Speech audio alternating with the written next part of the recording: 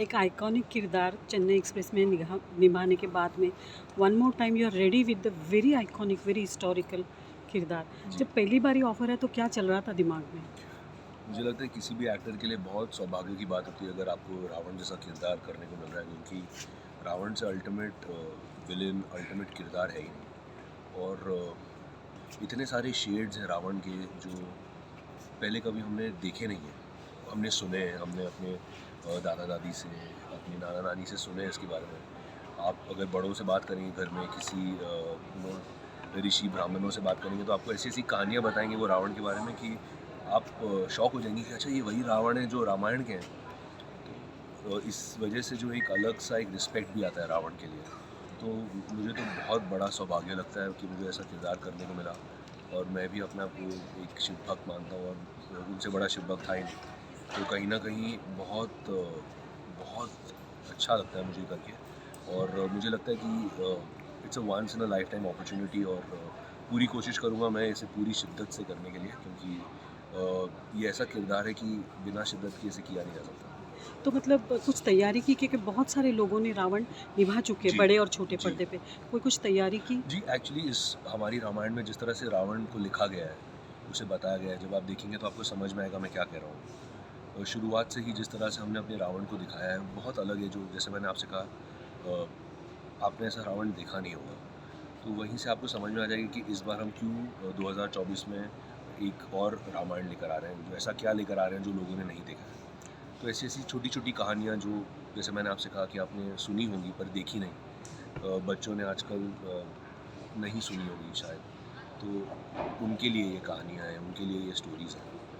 तो you know एक इन सबको आगे लाने के लिए एक बहुत अच्छा अपॉर्चुनिटी है। So, जी। क्या कुछ है कि हम आपको बड़े या छोटे पर्दे पर लगातार नहीं देखते?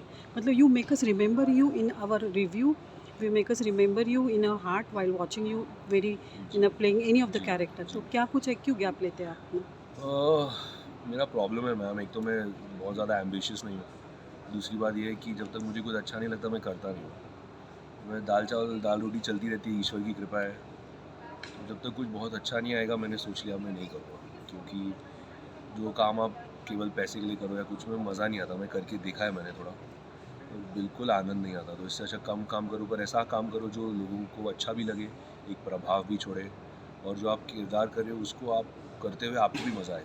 तो आई थिंक ऑडियंस को भी मज़ा आएगा, because you are enjoying, they enjoy along with Very you. true. You are living the character, so they live that character with you. तो I feel as an actor जितना हम ऐसे roles करते जाएंगे हम भी निखरेंगे, परफॉर्मेंसेज भी निखरेंगी, और कहीं ना कहीं ऑडियंसेस को भी हम पसंद आएंगे, चाहे कम आए ज़्यादा आए। आपके पिताजी एक हिस्टोरिकल जी। मतलब माइथोलॉजिकल सीरियल जी। का हिस्सा थे। जी। तो कैसे मतलब आपकी इंटरैक्शन होती है, ये रोल लूँ, ये रोल नहीं लूँ, इसकी तैयारी कैसे करूँ वगैरह? जी नहीं, मैं शुरू से ही बहुत इंडिपेंडेंट रहा हूँ अपनी जर्नी को लेकर। और मेरे पिताजी ने मुझे शुरुआत में ही कह दिया था कि हम कोई प्रोड्यूसर या ऐसे कोई बड़े हीरो तो है नहीं जो आपको बैक कर पाएंगे। तो अगर तुम इस इंडस्ट्री में आ रहे हो तो अपने दम पर आना, अपने दम पर टिकना।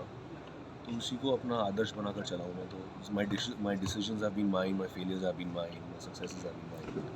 तो इट्स फाइन, बट जस्ट उनसे मुझे विरासत में काफ़ी जो एक प्यार है, एक नॉलेज है इस इंडस्ट्री का, वो ज़रूर मिला है। एक अपने आप को कंडक्ट कैसे करते हैं, कि यहाँ पर ना अपनी सक्सेस को ज़्यादा सीरियसली लो, ना अपनी फेलियर को ज़्यादा सीरियसली लो।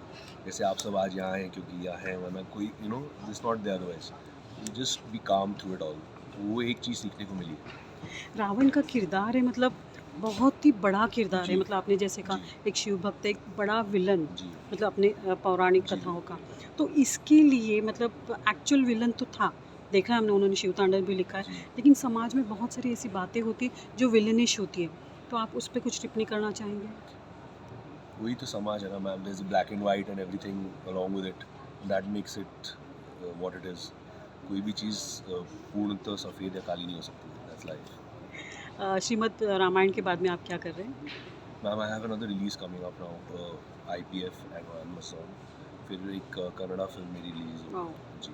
और एक आध दो चीज़ें हैं, समय आने में पता चल जाएगा। स्क्रीन ग्राफिया की तरफ से आपको ढेर सारी शुभकामनाएँ, और मुझे लगता है आपको हम बार-बार देखें, बड़ा थैंक यू पर्दा, मैम, छोटा बस पर्दा। आपका आपकी दुआएं चाहिए ma'am. Thank you so much. See you around. Thank you.